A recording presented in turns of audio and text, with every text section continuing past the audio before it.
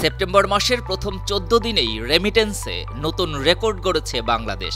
প্রবাসী বাংলাদেশিরা বৈধ পথে ব্যাংকিং চ্যানেলের মাধ্যমে দেশে পাঠিয়েছেন ১১৬ কোটি ৭২ লাখ মার্কিন ডলার, যা দেশীয় মুদ্রায় প্রায় ১৪,০০০ কোটি টাকা। সেপ্টেম্বরের প্রথম ৭ দিনে দেশে এসেছিল ৫৮ কোটি ৪৫ লাখ ডলার রেমিটেন্স। তবে মাসের মাঝামাঝি এসে এই অঙ্ক দ্বিগুণেরও বেশি হয়েছে।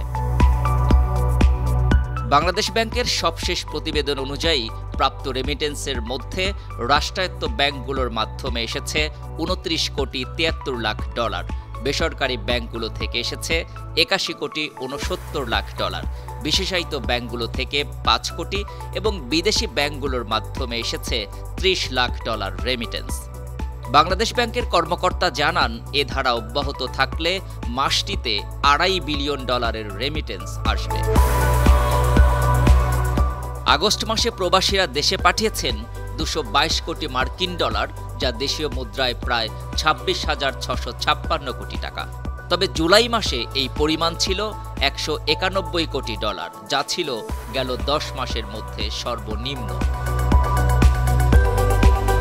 ২০২৩-২৪ অর্থবছরে প্রবাসীরা মোট ২৩৯২ কোটি মার্কিন ডলার রেমিটেন্স পাঠিয়েছেন, যা দেশীয় মুদ্রায় ২,৮২,০০০ কোটি টাকার সমপরিমাণ। এটি বাংলাদেশের ইতিহাসে দ্বিতীয় সর্বোচ্চ রেমিটেন্স আহরণ।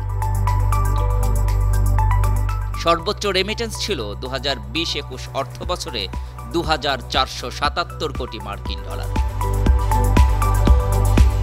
News desk, ৫২ TV.